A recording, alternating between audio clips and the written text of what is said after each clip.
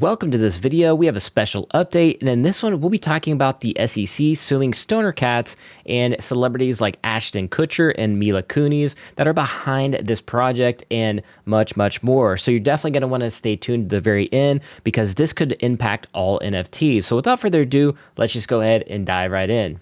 This article says the SEC files charges against NFT project Stoner Cats starring Ashton Kutcher and Mila Kunis and more, including Chris Rock, Jane Fonda, and Seth MacFarlane, as the article reads right there. So this one is a big one, and obviously the SEC seems to be going after big names. Now, this project essentially was going to create a Web3 series around kind of their own IP and brand that they created. So it does appear that they had, some ambitions and some exciting things going on. So hence why people bought their NFTs. Now, the SEC had recently just sued Impact Theory, where Impact Theory also settled with them. This was basically Tom Bilyeu's project, and he had sold founder keys and basically touted it as the next kind of Disney of Web3 and things like that. So the SEC tried to argue, or did argue, that this was kind of like a financial contract of some sort, that you were, promised financial gain. And of course, you can't do that because that basically is a security, right? And that's where the SEC came in and sued Impact Theory, and they settled with the SEC. And now we're seeing the same thing here with Stoner Cats. So we're starting to see a trend and a theme around NFTs. Now, this is where it gets very slippery. Now, this whole suit, or this release, at least in which you read here, is that it goes on to say that essentially their marketing campaigns highlighted specific benefits of owning them, including the option for owners to resell NFTs on the secondary market.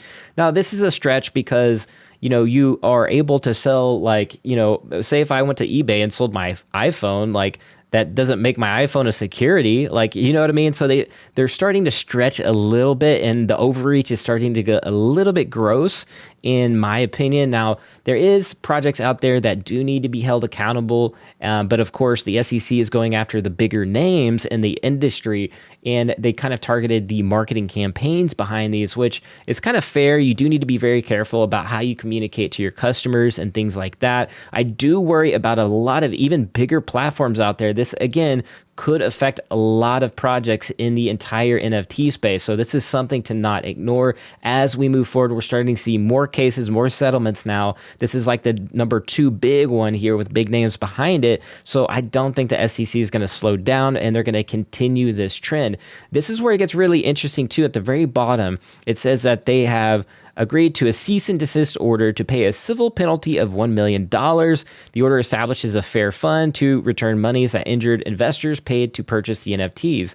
SC2 also agreed to destroy all NFTs in its possession or control and publish notice of the order on its website and social media channels. Now, this is big because, again, the way that they settled destroying NFTs, this could absolutely this could absolutely wreck a lot of NFT projects, platforms, and what have you out there. And I know platforms specifically that had marketed quite a bit. I mean, I don't know if they'll ever come through on those, but the SEC could pull a lot of that, kind of information from social media, old articles or whatever. So this is very, very serious, in my opinion, and how the SEC plans to really tackle all the other, projects and platforms out there. To me, this is kind of scary, and this is what I was talking about on the channel last year, and now this is finally coming to fruition. Again, this is very unfortunate, and I don't agree with the SEC on some of these things. The cease and desist and the overreach of destroying all NFTs is a bit much. Now, maybe they set up the fair fund. I do agree with that. There's other projects out there that have done far, far worse and done much, much worse that I think the SEC should be targeting. But of course, the SEC is going to go after the big names only, which is kind of unfortunate. They're using them as an example to kind of set the stage as well. So again, this is very, very interesting. Now, it says here that as part of the marketing campaign, the SEC, or the SC2 team, emphasizes expertise as Hollywood producers, its knowledge of crypto projects and well-known actors involved in the Web3 series. leading investors to expect profits because of successful web series could cause the resale of the Stoner Cat NFTs in the secondary market to rise. Again, this is another stretch here because why can't they just sell a product? Why can't they put their expertise on their website and say, hey, we have experience here? Again, this is a gross overreach of the SEC. And again, maybe in terms of the marketing and some of the things that they say, that is a little bit of a, maybe some of these projects do need to hone it back.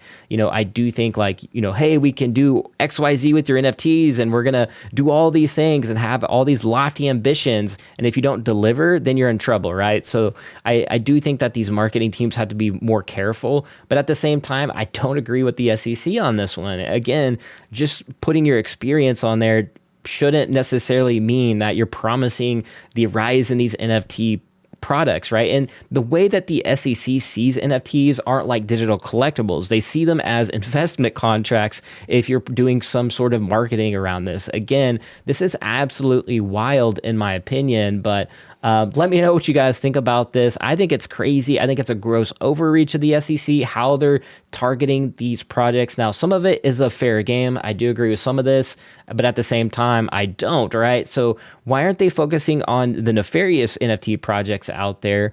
And why are they just going after these big names? And it's kind of obvious, I think, but let me know what you think in the comments below and what you think about this. Do you think the SEC is going to slow down? Are they going to sue more and more projects, platforms? And this is scary because, again, they're making projects destroy NFTs and refund. And of course, this could absolutely destroy, the treasuries of some of these projects. So I think this does have massive impact and it definitely shouldn't go ignored. But if you found this video valuable and entertaining, please throw a thumbs up. If you enjoyed the video, subscribe as it helps support the channel and video and pushes us through the YouTube algorithm. It is much appreciated and I will see you guys in the next video. Be like an NFT, be authentic, and I'll catch y'all later. Peace.